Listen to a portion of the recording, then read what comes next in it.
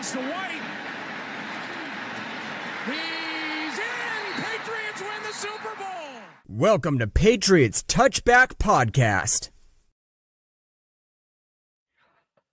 Good evening, everybody. Welcome back to the Patriots Touchback Podcast. It is Season 3, Episode 69. All right, for some.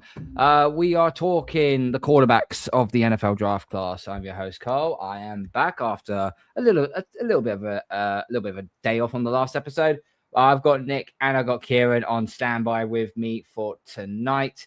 Please ensure you are smashing the like button, you're Gronk spiking the subscribe button, you're telling all your friends, you follow us on social media platforms. Make sure you follow the podcast on Spotify and Apple as well. We're on 91 subscribers. We are 9 off from hitting 100. So let's get to that 100 by the draft, which will be in 12. We are 12 days away now from the NFL draft. It's getting very, very close. And I think we can all safely say we're getting very, very excited about this. Nick, Kieran, good evening. How are we? How are you? How are you enjoying your weekend? And thank you for covering me on Wednesday. Is it Wednesday or Tuesday? Tuesday, I think it was. You covered me Tuesday. Tuesday. No worries. You know, like I said on the podcast, you know, Michigan had just won the. I just assumed you were still drunk celebrating. So fair play for you. Yeah, I'm having a great day. Everyone has good days. Everyone has bad days. I'm having a good day. So that's good to hear. As we spoke about in the green room, I'll just say it again. We'll just leave it at that. Don't bring up my homicidal tendencies. You just asked how we were. You just asked how we were, and I said I'm good. I've had a good day. Just don't piss me off. Kieran, how are we, my friend? Yeah, I'm all right. Pretty tired. Been a long grind of a day at work, but it's over and done with now. Ready to dive into these corners and very much looking forward to the NFL draft. The only thing I can say I'm happy for right now is the fact I won 60 quid on the national. So that's the only bright spark I actually have for this. You mean to tell me you weren't the guy that put 100 grand on? Is that wasn't you then? Well, if I had 100 grand, I wouldn't be living in the UK right now. So it's simple as I might own 2 houses. I'm not that bloody rich. I mean, I've got some thoughts on that because, like, apparently the guy that did it was a billionaire, and of course you have to be able to afford to put 100 grand on a bet. Like, even if I had that amount of money, I would not spend that on a 4-mile 2 steeplechase with 34 horses in the race because. Okay, yes, it's come up for him this time round, but that's so easily that could have gone wrong. He could have lost it over the first jump. He could have lost it on the first jump. Yeah, like, and obviously so many horses didn't even finish. So, like, to risk that amount of money, which, okay, is a drop in the ocean probably for a billionaire, but, like, there are many people in the world that will never see any money even close to that. So to put that amount of money on a bet like that, I think you've got to have something wrong with you to gamble that amount of money. Sometimes it's nice to see the bookies lose, though. Oh no, I totally agree. Especially on a big one like that, it's nice to see them lose occasionally. Yeah, they make enough money, so you got to have days for the punters, right? And Cheltenham was pretty brutal for the punters, so they've got their own back today. Yeah. Okay, enough of the 4 o'clock Durex handicap steeplechase. Let's go and talk about cornerbacks for this NFL draft, shall we? We're going to start off with, on my board at least, the corner out of, let's have a look. The corner out of LSU, Mansour Delane, seems to be one of the corners that could go very early, not very early in the first round, but in the first round at least. Ran a 40 timer, 4.38, which is pretty decent. A 1.5 10-yard split, which is good. He's got good tackling. His run defense is pretty good. His coverage at 95%, I got on here, is pretty elite, you could say. He's been labeled as someone that could be another Kool-Aid McKinstry or Trent McDuffie, potentially. Nick, we'll start with you. Delane, is he potentially? Yeah. How far do you reckon he will go? I'm just looking at the ESPN analytics for him. They've got the highest percentage chance at 22% for number 9, which would be the Chiefs. But his percentage of going at 8, 10, and 11 are all above 18% as well. So he's in that sort of 8 to 12 window, I think, according to ESPN analytics. Now, he was my second favorite cornerback.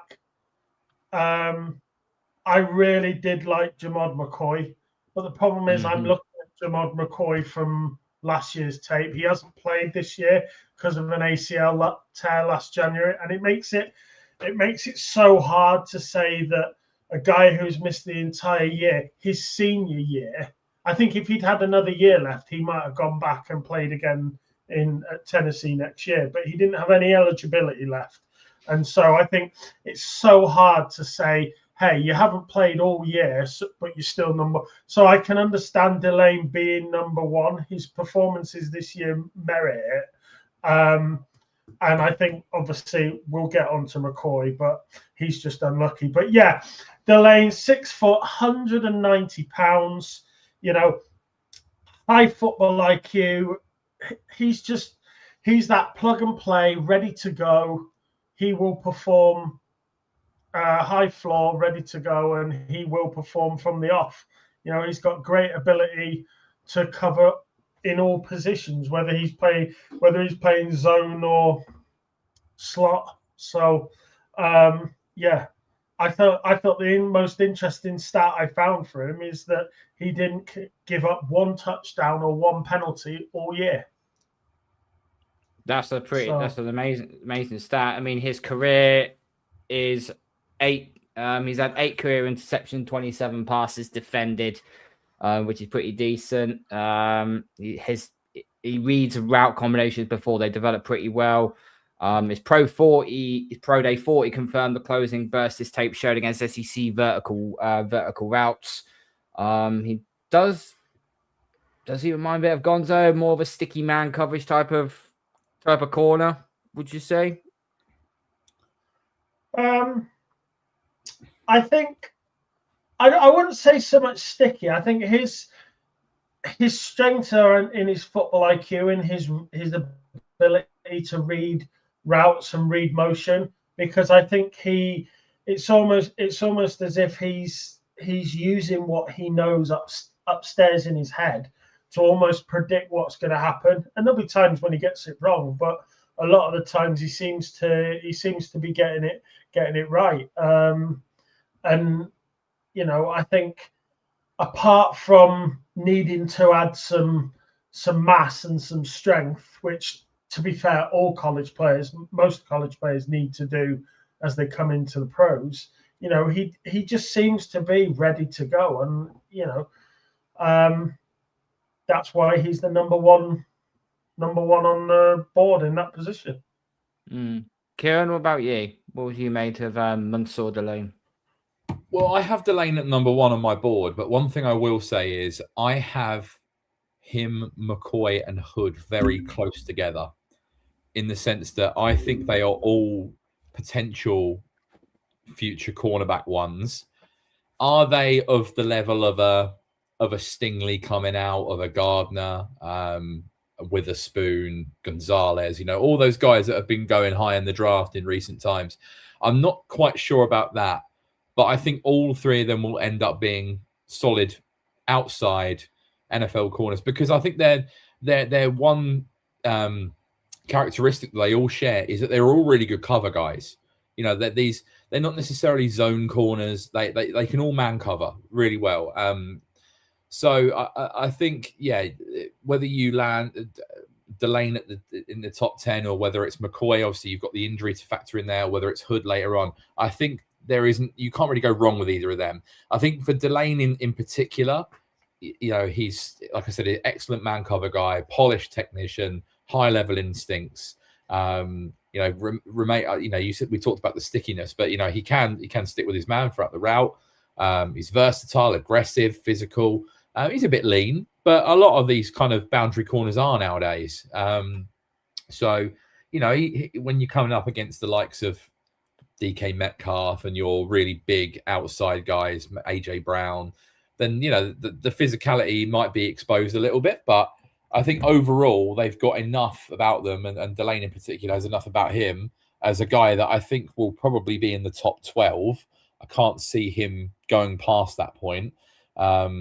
Similar with Jamond McCoy, I think he's a very good corner who should be able to slot straight in to wherever he's going to end up, and will be arguably the top corner on that roster. More likely. He has got a few weaknesses. Below average 30-inch arms that can limit disruption against taller boundary receivers in contested situations. He has a lean frame of 190 pounds, so that sort of raises durability questions against bigger slots and tight ends. So let's say, for example, he is going after, say, someone like a Mike Evans, might have a little bit of a struggle there. Aggressive ball hunting eyes can be manipulated by savvy quarterbacks to get out eventually by using pump fakes and double moves. And he needs to add functional strength to handle a 17-game season of physical coverage. But that's more like an off-season type of workout as you expect him to be. There's a lot of teams that do need corners. One of them springs to mind is Kansas City, because they have traded away Trent McDuffie. So could Mansour, because they are in play here for a corner. They're sitting at, where are the position? 10, 11? So 9. they are in position. They're in 9, so they are in position for a corner. I think if you look at some of the teams in the mid part of the top 10, I think the run potentially could start as high as 5, right? The Giants have got a lot up front, but the secondary still needs a bit of work. So I think it's not out of the realms of possibility you could see a defensive back go there. Maybe that's Caleb Downs as a safety. Maybe it's one of these corners. Cleveland, probably not. But then Washington, terrible on defense last year. Don't have much at corner. They could be in play. The Saints, lost Alontae Taylor, one of their starters. So they need a partner for Kool-Aid McKinstry. So they could be in play. Kansas City is, like you said, Carl. They need to add defensive backs because they've lost a lot. Maybe the Bengals at 10 would be the same. Miami at 11. Miami don't have any corners whatsoever at the moment. And then at 12, you've got Dallas. So anywhere from 5 to 12, I think you're going to see probably at least 2 of these top 3 corners go off the board. Yeah, definitely. That brings up Nick. We're going to bring up your guy, Jamond McCoy, corner. Let's have a look at him properly. So height 6'1", pretty good. His 40 was 4.40, which is decent. He's got a good broad jump. His 10-yard split is a 1.52. Tackling and overall coverage is actually pretty fair and pretty decent. So he's come off a torn. He didn't play last year due to a torn ACL. What you saw during his time in 2024, he finished with 44 tackles, 9 pass breakups, and 4 interceptions, 3 of which came inside the opponent's 3-yard line. So the production earned him second-team All-American honors and a spot on the Jim Thorpe Awards semi-finalist list. Torn ACL suffered during an off-season in January 2025, wiped out his entire campaign. The patience, though, did pay off, and he did really, really well in the combine. Kieran, Jamond McCoy. Yeah, it's obviously a tricky one because, like as Nick said, didn't play in 2025 because of that ACL injury, so we've not seen him for the last year. But everything you saw on tape in 2024 was excellent. This is someone with incredible ball skills, has a real knack for finding the football, incredible footwork, and has those fluid hips to make those transitions, and he can stick in man coverage. He's also, pretty good in zone as well as man. He closes on the ball with his speed and those instincts, as I said. But it's just, again, like Delane, maybe a bit leaner than you'd like. Can get bodied by those bigger receivers. He can get a little bit grabby when he's beaten. And and probably not as good of a tackler as Delane is, and doesn't really have that power to be effective in the run game. But I think there's enough there as a man coverage specialist that can get his hand on the ball, quite a bit, that might be able to force some turnovers. He's got that athleticism, he's got that speed, and if all checks out with the medicals, again, I think this is a guy that's going to be a very good NFL corner. Nick, this was your guy? Yeah, I mean, he was in school in the first year of college, he was a wide receiver. So his ball tracking, just watching it in the air and watching him, if you watch him watch the ball, it sounds weird, but he's sort of like looking at it from both sides of the ball when he's in play. So I like the fact that not so much an anticipation, but he's almost like trying to not play both roles, but he's watching both roles within the game. And I think that gives him an advantage. He's so quick to recover as well.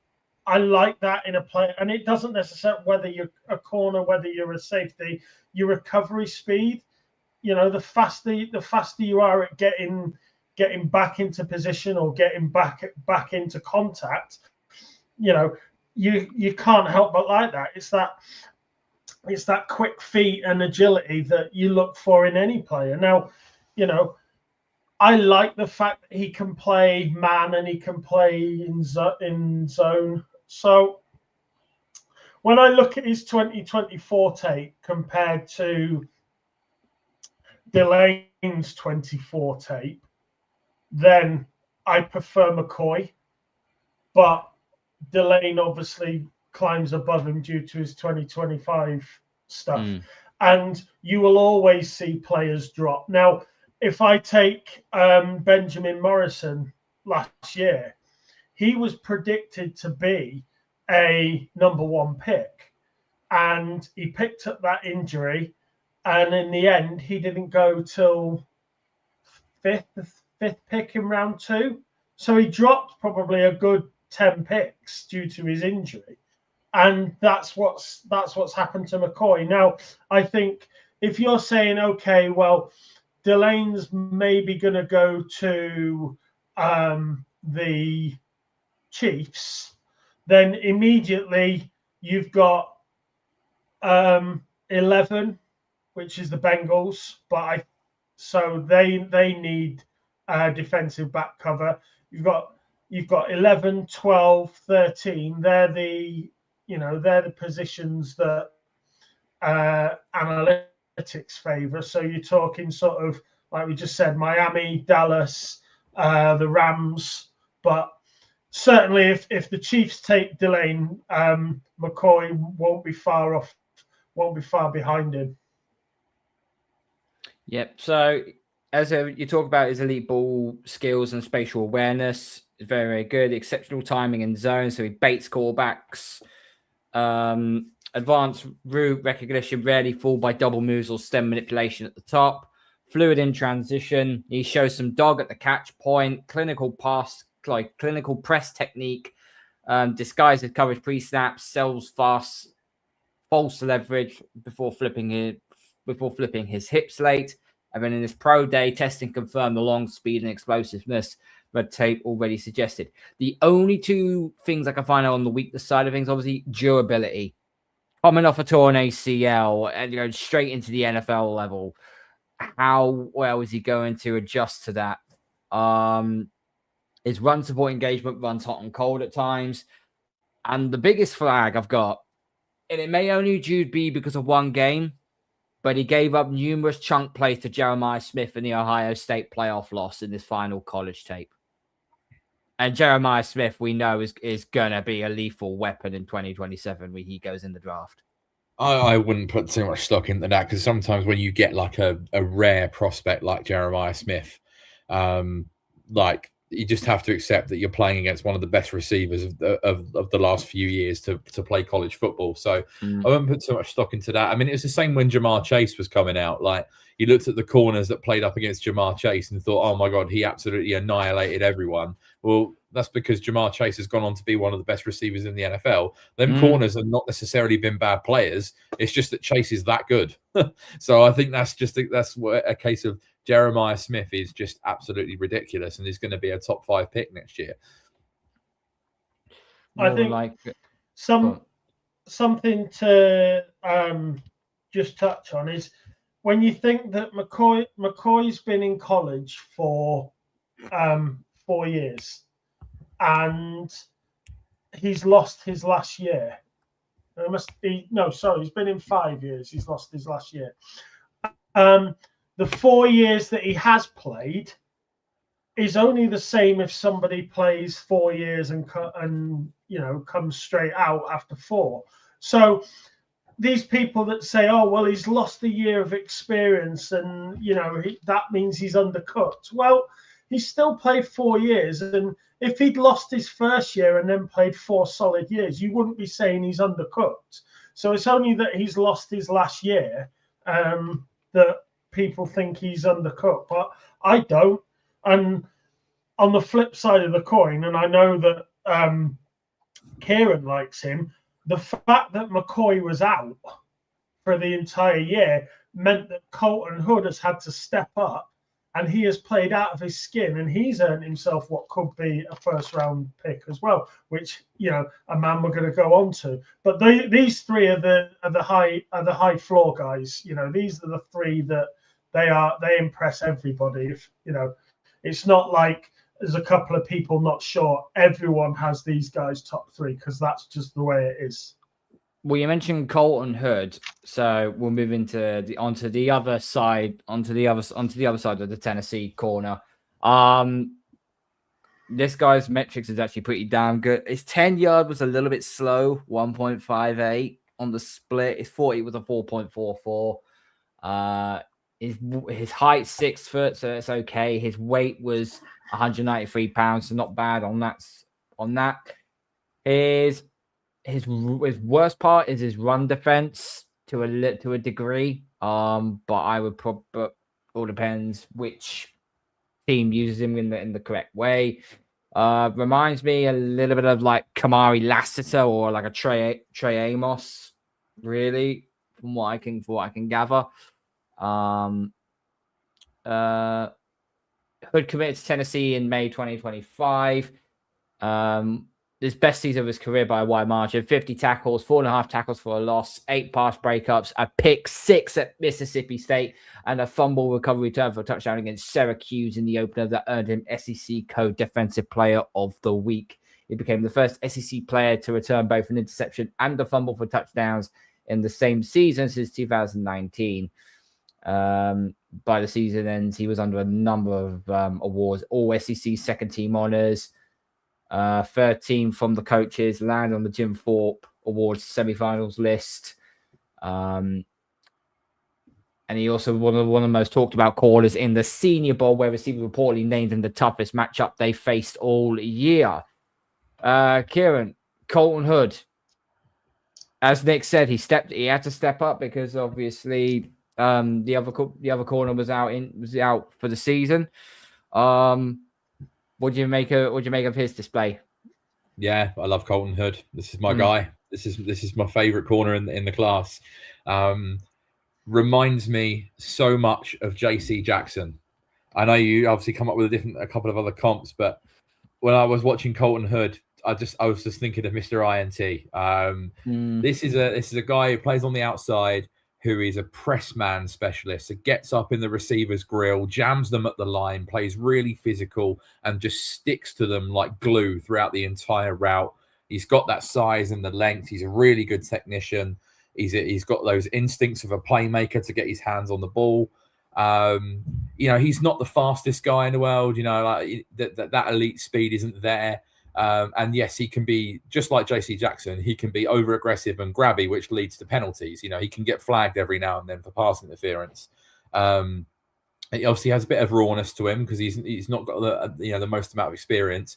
But I think if you are a defense and you play a lot of man coverage, if you're a man coverage heavy scheme, this guy is an absolute perfect fit. And I think he's going to be a really good coverage specialist in the NFL. I think he's kind of on a lot of boards. He's kind of like back end of the first round, like on kind of maybe on the bubble of first and second round. For me, he's a first round pick, and I think he should go in the first round. And like I said, I don't think there's an awful lot between Delane, McCoy, and Hood overall. Nick, what about you, Colton Hood?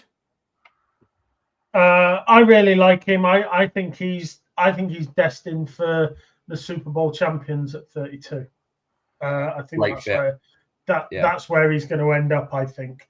You know, I tell my two girls, right, I hate bullies, and I tell them if I find out that they've been bullying somebody, they will be in big trouble because I can't stand it. But when it comes to on the field, this guy is a bully. He uses his physicality. He is in opposition's faces. He's that sort of like Vinnie Jones type, sort of off the ball. Give him a good give him a good elbow and whatever else. I like that in a player. That forget being good at school. Don't bully people. That's not very nice. No, on the football pitch, on the pitch, anything goes. It's a fair cop. It's a fair cop. He uses his physicality. He uses his advantages, and I think that competitiveness, that tenacious attitude, you've got to love that, because that is like, I don't give a damn. I am going to put myself on a pedestal, and I'm going to make you hate me. And even if you get another player off his game, if he's not interested in that kind of battle, you're going to beat him. You beat him mentally. You're going to beat him physically. So, I like the fact that he stepped up to lead, because being a leader isn't for everybody, and he could have quite easily not taken that CB1 role and just not adapted to it, but he did. And that's another thing you've got to really like in the future as you watch him grow, because you're looking for things that, what do I see down the line? Where do I see this guy in 5 years, 6 years, 7 years? What's he going to give me? And you're looking at what you could. Now, it's by no means proven, and so I'm not saying he's going to be a great, but he's got the potential to be.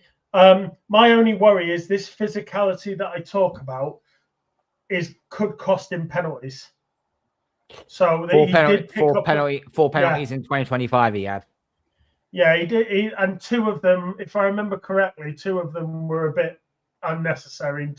They were just needless, sort of like he arrived too fast, too hard, too fast, and just blazed through the guy. And of course, when you give a defensive interference penalty at college, you penalize 10 yards, but when you give it at the NFL, that can be a whole different experience depending on where you were at the time. So I think he does need to improve that side of his game, but he needs to improve it without losing that attitude that makes him brilliant. So his run support or effort is inconsistent and is also position dependent. Tackling mechanics break down in space far too often, tends to lunge at legs and lead with his shoulder rather than wrapping through the contact. As you talked about his physicality, 4 penalties in 2025. Tracking the ball and receivers downfield beyond the sticks is a clear developmental area, and only 1 full year as a starter across 3 college programs leaves real question about his experience level and ability to handle a full 17-game NFL workload against elite competition week after week. You've mentioned in the chat, let me just bring this down here, 27 to 36. So he is sort of in our ballpark. The problem is, though, corner is not necessarily... It's a need. We could do with another corner, but it's not like a desperation need, is it? Otherwise, corner would be something we'd have done right at the very start. I'm not touching it till day 3. Like 4th round is when I'm starting to entertain adding someone, because you look at the situation for New England right now, your first 3 guys are entrenched, right? So you've got your first 3 guys. You need a 4th corner. Now we've got Vildor, who could be a 5th corner. Charles Woods could be the 5th corner, but we need probably a better 4th corner, someone who can play on the outside. So you're not really going to take that before the 4th round. So I've got no interest in that. I mean, I would love Colton Hood if we needed a corner, but we don't. I think Nick's right. I think Seattle would make a lot of sense. I also think if you're Miami and you're on the board at 11 and you get Caleb Downs fall in your lap, and then you can come back at number 30 and get Colton Hood, that is a significant upgrade to your secondary. I'd rather that didn't happen, thanks. Yeah. But you know, I don't want to deal with a class secondary in our draft. We're already dealing with one with Buffalo. I don't think we need another one with Miami, for Christ's sake. Even though they're gonna actually stink the joint out, but it is what it is. I'm gonna throw a player out there now. He's gonna go in the 2nd round, but he has been garnering a lot of interest, and we'll go back to a few of these names later on, but the one name I want to bring up is D'Angelo Pons. I love that. I love this guy as well. But his height, he's 5'9", so he's same height as Kieran.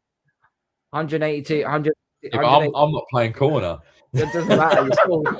You wouldn't want me to play corner. I was going to say, Kieran's not built to play corner, to be fair. No offense to Kieran. I wouldn't put Kieran at corner. No, definitely not. I would. Yeah, I mean, I used to play defensive line, and that tells you everything you need to know. You would not want me dropping into coverage. His 40-yard dash was pretty good, 4.36. His 10-yard shunt was 1.52. Very good vertical, actually, 43.5. So he's very good at reaching and grabbing the ball. His metrics of what I'm seeing here is 85.3 out of 100. It's pretty much nailed on. Coverage I've got on here is 100%. As a coverage corner, he can literally cover anything. And apparently we're getting the likes of someone like Jardy Barron and Mike Sainristil, still, I think he was. He came out. Still, yeah. That's right. He came out of Michigan. He earned, so Pons started the season. Where are we? In Indiana, he earned All-American honors both season, first team All Big Ten twice while anchoring a defense that set program records in scoring and total yards allowed. He took home defensive MVP in both the Rose Bowl and the Peach Bowl, picking off Dante Moore in Oregon's opening snap. I saw that. That was a shit throw, by the way. At the Combine, he posted a 43.5-inch vertical, tied for the best mark in 3 years across 40 career games. Pons totaled 6 interceptions, 4 non-offensive touchdowns, and 2 blocked punt return scores. The only way we're getting this guy is if we're trading out of the first round and getting 2 picks in round 2. That's the only way I can see us taking an edge of the corner all in the same gap. I don't think that's likely to happen. But this guy just I've watched a bit of tape on this guy. This guy's phenomenal. Yeah, but he's not a Patriot selection based on the fact that you've already got Marcus Jones. This guy is going to be a nickel only in the NFL, and he's going to be a very good nickel. You know, Marcus Jones has made an incredible career out of being a excellent nickel, undersized as well. You know, Marcus Jones isn't the biggest, and a weapon on special teams, which is what D'Angelo Pons can be as well. He'll come into the NFL and be one of the top 10 nickels in the NFL, probably.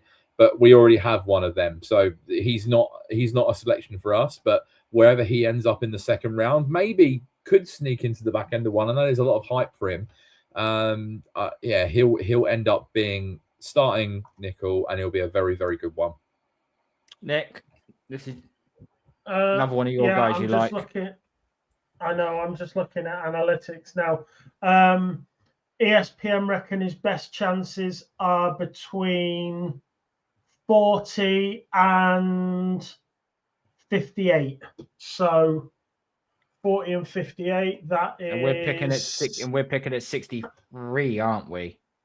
Kansas City pick at 40 and 58 is San Francisco. So there's quite a window of teams there. Kansas City would be interesting, having just lost Trent McDuffie. He was primarily a really good nickel. You know, if you're gonna if they're going to look at tackle and corner in the first round, or maybe safety with Caleb Downs or whatever, or pass rush or whatever, if they need to come back and get someone like Pons in the second round as a nickel, like that would make a lot of sense with Trent McDuffie, obviously with the Rams now. So they need. But I think tackle will be the biggest need, but it wouldn't surprise me at all if they do end up taking, if they take Pons they in need the second secondary round. help as well, though. Like They, they've lost everyone. I think they lost. Have they lost Cook as well at safety? Yeah, they signed Gilman from the Ravens, so they've got a starting safety in there, but obviously losing McDuffie, losing Jalen Watson and Brian Cook, like they're a bit thin on the back end. So I can see them double dipping early at that position. Pons would make a lot of sense, but there's some other nickels in like round 3 that they could come back and get. But if they want a real high upside guy that could come in and be excellent, then at 40, if that's kind of the projected range for D'Angelo Pons, then I could see that happening. If you go back and watch the national championship game against Miami, while a lot of that game was fought in the trenches with Ruben Bain and Keem Mansour sort of trying to shut down Indiana, he had an amazing it wasn't an interception, it was a pass breakup, a pass breakup, but with a huge leap.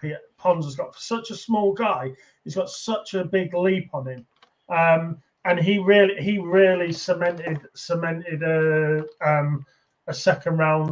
high second round pick in that championship game. So he was one of those that the more tape I watched of him, the more I like him. He grew on me, even though that he was a small guy to select.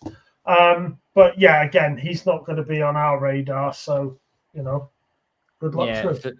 It's a shame. Yeah, good luck to him. 5 foot, 5'8.5", 182 pounds with shorter arms, bigger NFL receivers. They'll bully him at the catch point. Shows small hitch in his declaration against comeback routes that sharper NFL time will punish more consistently for.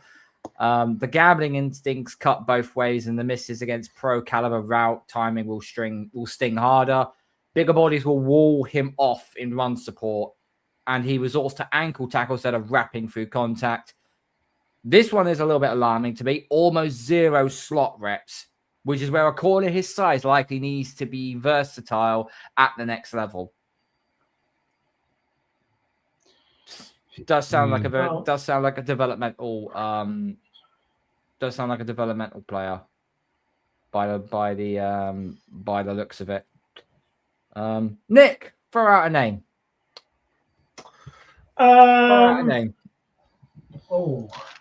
One guy. So straight behind Colton Hood for me would be Avian Terrell from Clemson. I think he's the final. He's the final sort of top guy, if you like. Those 4 are the favorites. Again, he's another one, 5'11", 185 pounds. I like him for his ability to go sideways, and move side to side as opposed to up and down. He seems to be excellent at the college level in man coverage. Whether he can transition that to the professional game is a whole nother question. Again, like Pons, he's undersized. Will he be able to play as well as he does at college in the pros, being so small? And when he's being asked to block, he struggles to separate and get stuck in his block. So sometimes that obviously, he can lose ground and lose yardage like that. But he can turn. He doesn't have the turning circle of the Titanic. He can turn quickly. So yeah, I mean, do I think he's as good as the other 3? No, but I think he's a very close number 4. Yeah, so I'm just looking at his statistics right now. He finished with 46 tackles, 3 sacks, the first Clemson defensive back under Dabo Sweeney to record 2 sacks in a single game. That was against Florida State. 11 pass breakups and 5 forced fumbles that set a school single season record for a defensive back.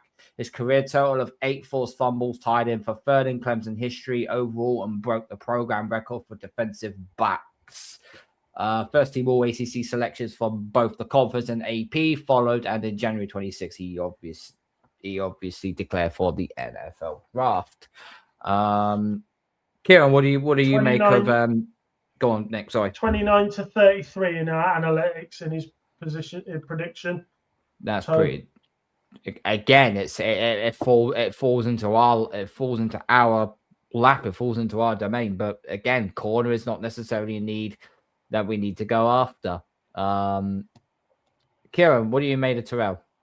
Yeah, I like Terrell. I think he's played a bit more on the outside in college, but I think when it comes to the NFL, he's probably gonna move inside and be a full-time nickel. But just like Pons, I think he'll be excellent at that. I think he's got all the right measurables to be a really good nickel. He's probably best in a zone-heavy scheme. He's very smart, has high-end vision. He's very willing and aggressive in run support, despite being a lean and undersized guy. I just think he might get a bit exposed playing on the outside with kind of a lack of elite speed and a lack of physicality, like in terms of his size. And he struggles to trap the ball over his shoulder and doesn't get a lot of ball production. So I think this is another guy, just like Pons, who's going to slot in straight away as a starting nickel and do a really good job inside. So I think, where Nick said kind of the back end of 1, maybe early 2, I think is where you'll see Avion Terrell go off the board. Very stylistically different to his brother, of course. AJ Terrell with the Falcons is more of a traditional kind of outside corner. But good player. He is my number 4. But my 4 and 5 are both Terrell and Pons, and they're both nickels. So, solid enough. Okay. Your turn, Kieran. Choose a corner on your list that you think could surprise people. Well, the next guy that I have beyond my top 5 is Brandon Cisse from South Carolina. An outside guy, undersized again, but someone who can man cover. He's got clean footwork and fluid hips, real good understanding of all coverages and a real good football IQ. He's good as a run defender, despite being a slender frame guy. He gets his hands on the ball for breakups, but doesn't necessarily turn that into interceptions. And he's one of these corners that is kind of like, if he gets beaten, it's all on the recovery speed, which he does have. Like, he's a guy that relies on his speed. I guess the comp would be, and Nick might be able to attest to this, if you think back to Man City and Kyle Walker, the guy gets beaten a fair bit, but he can recover it with his speed. And that's not anymore. Not anymore. But Kyle Walker used to rely on his speed a lot, and that's what Brandon Cisse does. That's his get out of jail card is his speed. He's a bit inconsistent. He struggled a lot against the higher end receivers, but I think if he can just add a little bit more functional mass and bulk up a little bit and get a bit stronger, I think he could be a really good cornerback too. Like, someone that's already got an established number 1, he can be the guy on the other side. For me, he's probably early 2, I think, for Brandon Cisse, but I think he's got enough there to work with. Yeah, he started all 12 games at corner for the Gamecocks, tallying 27 tackles, 19 solo, 1.5 tackles for loss, 2 QB hurries, 5 pass breakups, 1 interception, and 1 forced fumble. He served as a game captain against both Kentucky and Ole Miss before declaring for the draft in 2026 following his junior season. A lot of very good traits he's got on him. Some of the week. Go on. That's the one thing I don't like about him is, apart from these last 2 years where he's started, but he's only played due to not making sort of at South Carolina and at NC State. He didn't make the playoffs, so he played the 12 games of that season and that's it. He's only a third-year player, so he's only got that little limited experience. He's got just over 20-odd games at starter. His first year, he didn't play as a starter and didn't always get in the game. So I just worry about, is he a little, we talked about being undercooked I wonder whether Cisse is a little bit raw, and maybe he could have benefited by playing an extra year in college rather than coming out as a junior. But who am I to criticize him? It's his career, But I just think he could have had. I think in the third year as a starter would have really benefited him. Yeah, I don't think he's ever going to be a number one, but I think he could be a very capable number two. He does sound like someone who might drop in the draft, not drastically, maybe like into like round 3, late round 2, early round 3, sort of. I don't know, because there are a lot of guys that I'm expecting to come off the board in rounds 2 and 3. I just count. I've got Cisse, Pons, Johnson, Abney, Scott, Igbenison, Rivers, Moore, Everett, and Mohammed, who have all got as day 2 picks. So that is 1, 2, 3, 4, 5, 6, 7, 8, 9. That's 10. I've got 10 corners that could be, and that's not including Stooks, who I have down as a safety and Nick has down as a corner. So if you're counting Stooks as a corner, that's 11. So I don't know if you're going to see that much of a drop off, because I feel like there's going to be a big run on these guys. So yeah, I think maybe middle of 2, maybe back end of 2 at worst, but I can't see Cisse getting out of the second round, and I think there'll be a number of corners that will go in the second round. Okay, so let's talk about this elephant in the room, Shay, where he's a corner, but he's going to end up turning into a safety. Let's talk about trading Stooks, shall we? Because you brought this up in the green room, Kieran, so I'll let you take the floor of this one. Well, for anyone that listened to our show on Tuesday night where we done safeties, I had Traden Stooks on that because the role that he played quite a bit of for Arizona last year was very similar to what Nick Emenwari has just done for Seattle, which is that big nickel, box safety, overhang linebacker hybrid. And the point I made on Tuesday was with the NFL being a copycat league, and with Seattle having just won the Super Bowl, and the difference that Emenwari made on that defense, it's going to be the flavor of the month, right? Every team is going to look at what Emenwari just did and think, we could do with a guy like that. That kind of jack of all trades, big nickel that can play a number of roles.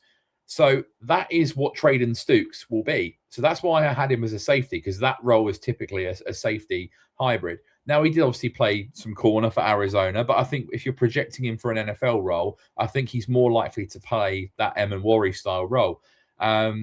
So that's why I think he'll be very much coveted, because I've got him going in the second round. I think that will happen. And I just think teams will look at that and think, yeah, we want a piece of that cake. We want a player that can do what Nick Emenwari can do. So that's why I think Traden Stooks will be that player. I don't think you're going to see him play outside corner in the NFL, even though he has the size to do it. So that was kind of the point I made on Tuesday night. So Nick may disagree with there, but that's kind of where I see Traden Stooks as more of a safety hybrid. Okay, Nick. Yeah, I mean, yes, I admit he's got the frame of a safety, and he certainly has got that body type.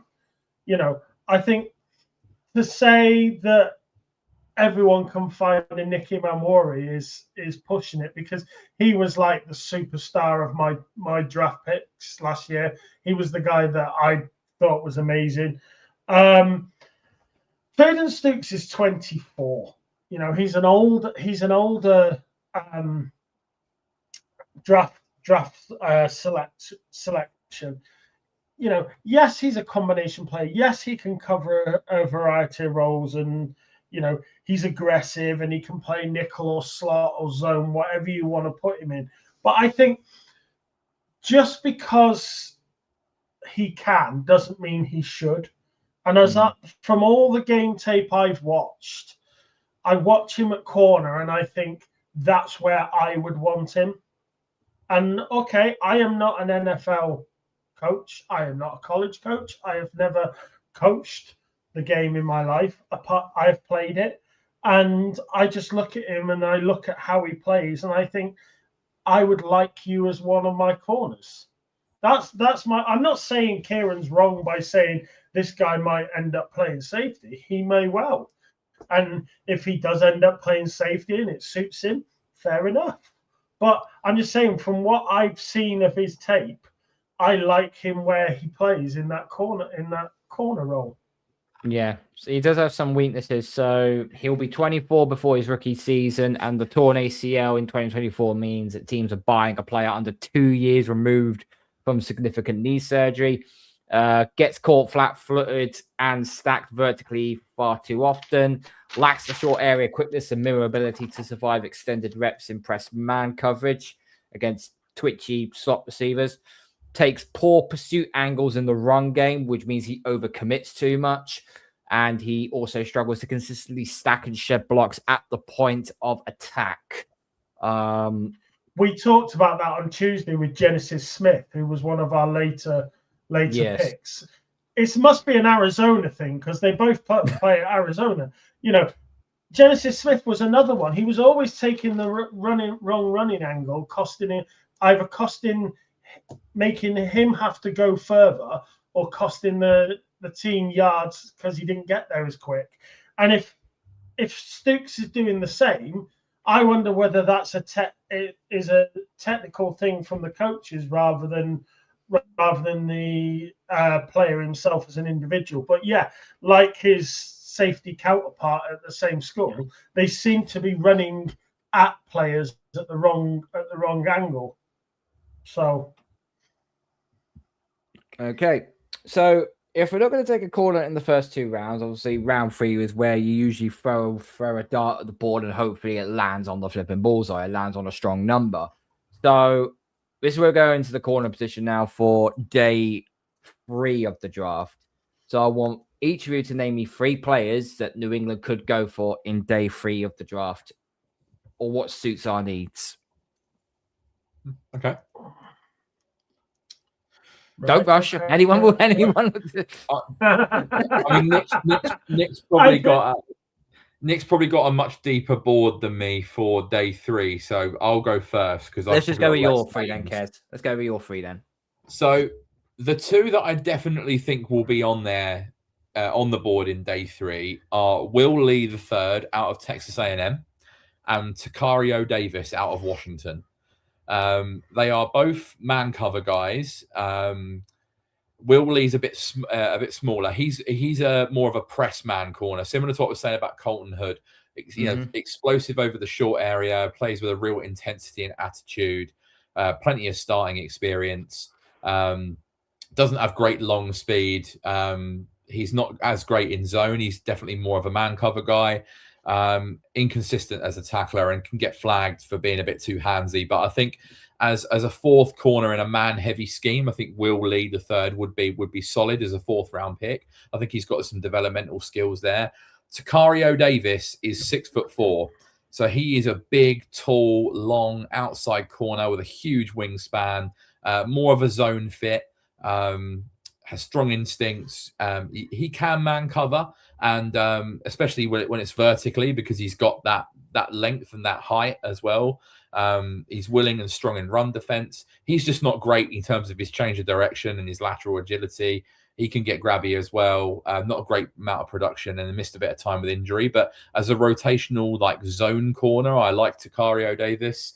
And the other one I would say is maybe a little bit less likely to be there in the 4th round. But if he was, he'd be someone I'd be very interested in. And that's Malik Muhammad out of Texas, who is very instinctive and versatile. He's disciplined and very good in zone coverage. He's got elite burst of speed. He's got fluid hips when hanging in man coverage. He's physical and aggressive. He's just a bit lean and lacks that play strength against those bigger receivers. He's inconsistent as a tackler and, again, doesn't have that great ball production.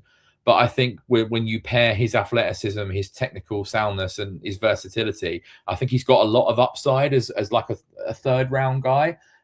Some boards have him more as a 4th round guy, but I think if he's on the board at the top of the 4th round, or if you potentially look to trade up for him, that'd be someone I'd be very interested in. So, yeah, Muhammad Lee the third, and Takario Davis. Okay, Nick, what about your three? Yeah, I mean, I think Kieran just touched there. I think Malik Mohammed might be available right at the beginning of day 3 and in that 4th round, but he's not going to be around long. For me, I mean, the thing with day 3 is that it's 4 through 7. There are a lot of picks in day 3. So if I look at someone early in day 3, I'm thinking Jalen Kilgore. You know, very versatile, explosive.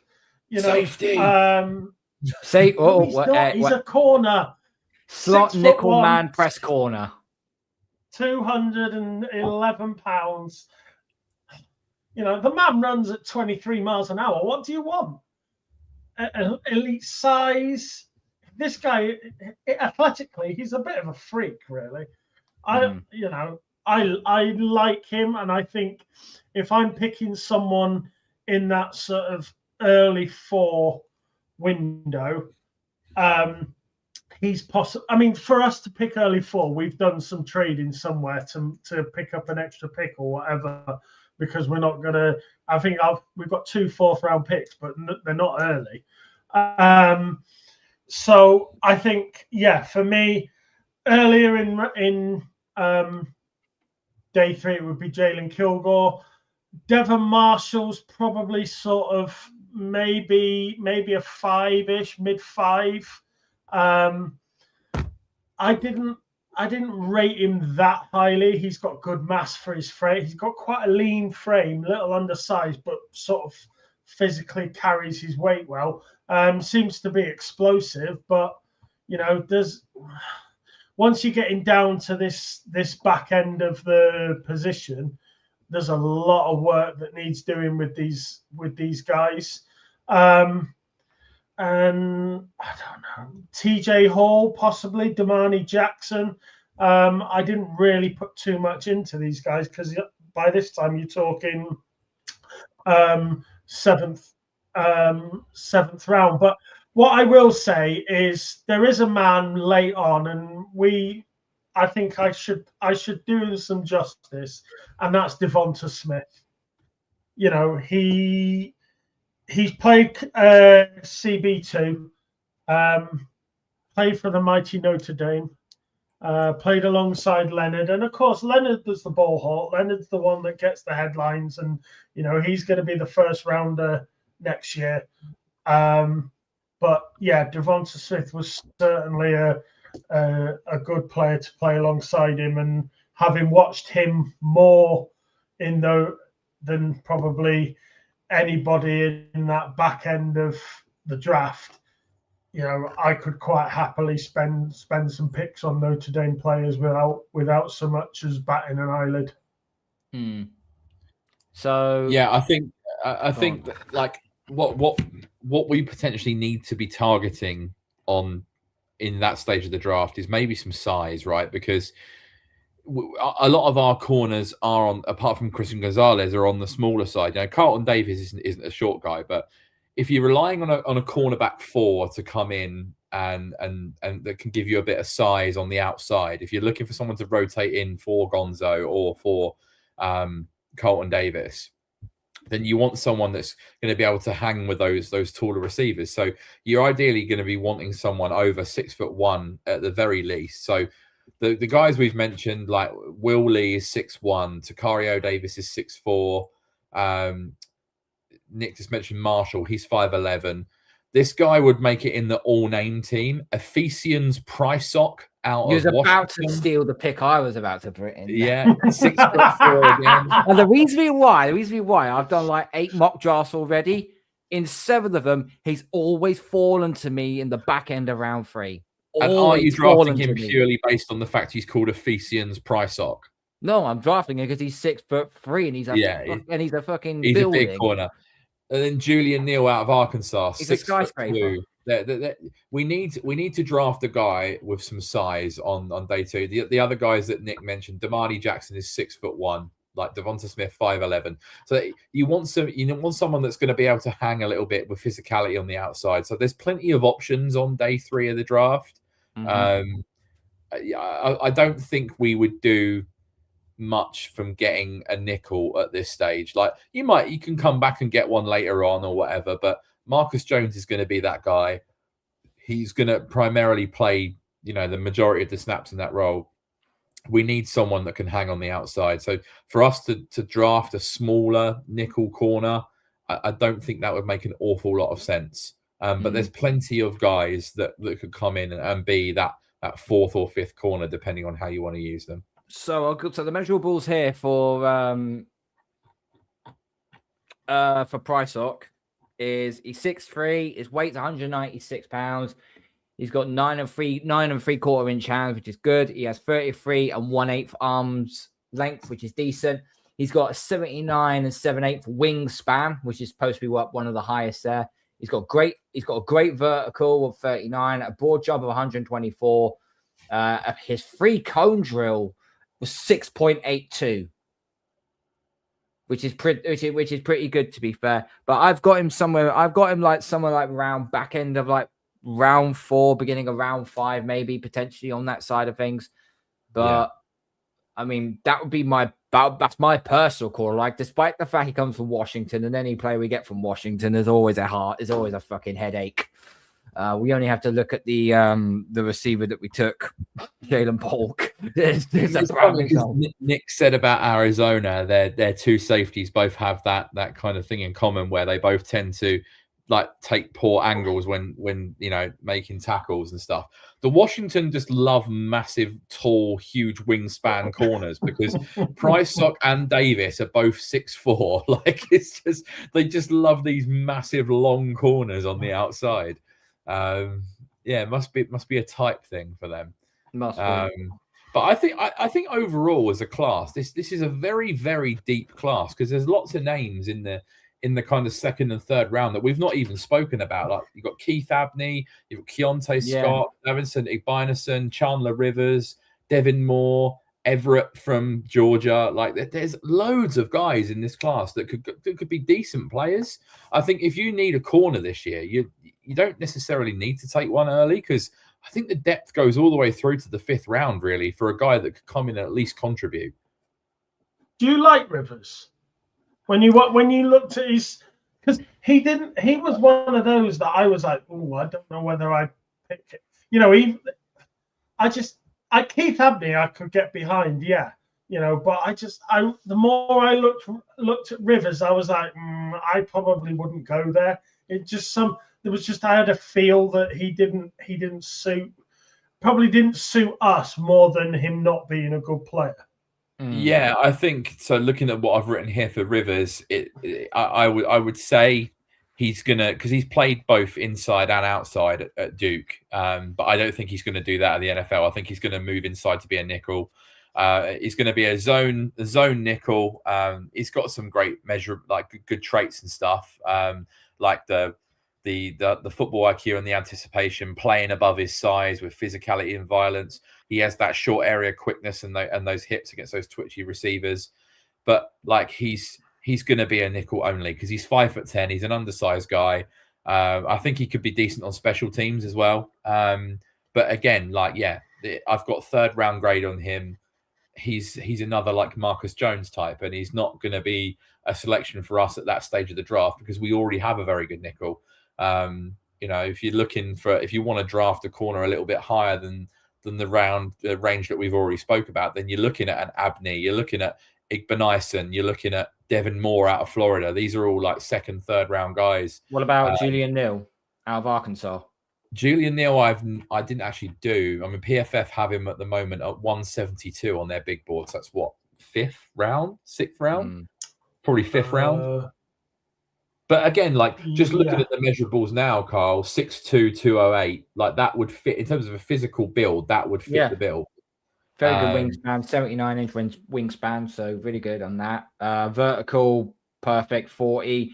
Broad, 134. His free cone drill was pretty bad though. But the rest of his metrics all look very, very good and so on. It's all right saying we're looking at metrics. It's all what he does on the field. That's the only thing we're slightly But his tackling is good. His run defense at 93% is very good. Coverage, his weakest part is zone. Not quite that great on zone coverage, which we do tend to play a little. We do prefer to play man cover. We do play a little zone as well. So I feel like zone is easier to coach than man, though. Yeah. If you can man cover, you're a fair bit of the way there. But you can learn how to play as a zone corner. It's all about discipline and positioning and intelligence. But if you can man cover when the chips are down and you need to lock your guy down, I think that at least gives you a fair bit of the way. So I would prefer a guy who is better as a man cover guy and that you can potentially then develop into a better zone person. Okay. Right. Nick, any more names you want to throw out there in the back end? No, not really. I think ultimately we've talked about this sort of on our chat away from the camera, that I think while a corner would be great, it's not our top need. You know, we got rid of Mappa. We were discussing in the green room on Tuesday. You know, having got rid of Mapu on Tuesday, we were already needing a linebacker. We probably now need two. You know, you need a tackle. You're going to need a tackle to replace Moses at some point. I'd rather get him in now rather than next year. If you're going to get AJ Brown, okay, that possibly means you don't need a wide receiver in the draft, but you still need an edge. You need two linebackers, possibly a safety. You're going to need another tackle somewhere. By the time you start stacking these positions up that you need, the ones that you'd like but maybe can cope without, which is like safety, corner, these are the guys, and maybe a fourth running back. These are the guys that may fall at the wayside or have to be undrafted free agents. So, yeah, I'm of that opinion that while I'd love a corner, it's really going to be one of my lower priorities. Yeah. Okay. So let's just go around the horn then before we end it. Pick your corner. Who do you want, Nick? If I was picking any corner off the list and I could have him, I would pick Jamod McCoy as my number one corner. Okay. Kez? Okay, well, I've already said that Hood's my favourite in the class, but from a purely Patriots perspective, I'm taking Will Lee III out of Texas A&M on day 3 of the draft because I think he'd be a great number 4 corner. Okay. And I'm going for size and physicality. I'm gonna take Price Sock from Washington because I've had him in me mock drafts and it just sounds like it just looks like the obvious pick at some point. Yeah, I mean, I think if I was picking for the Patriots, I realize it's a Patriots pod, but if I was picking for the Patriots, then obviously I know that McCoy's not available. Then maybe Kilgore is possibly the way I'm going to go, and I'll stick with that. Yeah, I've had Kilgore on a couple of my mocks as well. So okay, all right, we will call it. Okay, oh, for goodness sake, Nick. I'm not reading that out. What? I'm not reading that. I am not reading that out in the private chat. No chance. No chance. It's been there 10 minutes. Come on. I've only just spotted it. We're trying to do consumer advice here. Kieran spotted it because he started laughing 10 minutes ago. Oh, I've only just spotted it, but never mind. Pause. Anyway, we're getting on out of it. That's the end of our corner for our corner draft prospects for the NFL draft. We'll be back on Tuesday to talk about the final 2 positions, quarterback and running backs. A need which is definitely not needed for the Patriots, but we have to do it. Otherwise, we are not doing our job. Thank you to Nick. Thank you to Kieran. Thank you to everyone who's been watching and listening. Make sure you smack the like button on the way out. You Gronk spike the subscribe button. Tell all your friends. Follow us on social media platforms. Make sure you follow the podcast on Spotify and on Apple as well. And we will see you on Tuesday night for the final 2 classes for the NFL draft. And then next Saturday, mock drafting live. That's going to be a doozy. Good night. God bless. Go Patriots.